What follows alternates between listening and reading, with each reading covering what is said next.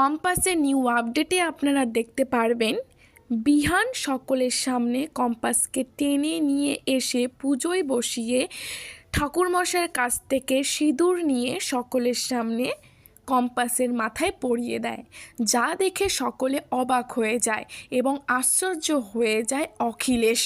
অখিলেশ রেগে ফায়ার হয়ে যায় বিহানের ওপর। এদিকে কম্পাসের মনে বিহানের জন্য ভালোবাসা তৈরি হচ্ছে, অপরদিকে বিহানের মনেও।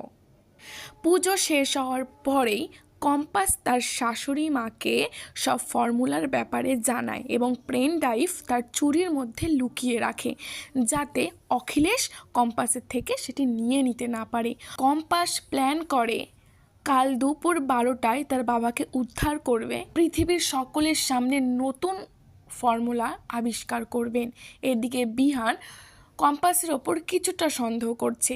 বিহান কি কম্পাসের পাশে দাঁড়াতে পারবে?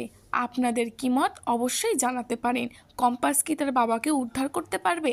মূল ধারাবাহিক জানতে বা দেখতে হলে অবশ্যই স্টার জলসায় চোখ রাখতে হবে।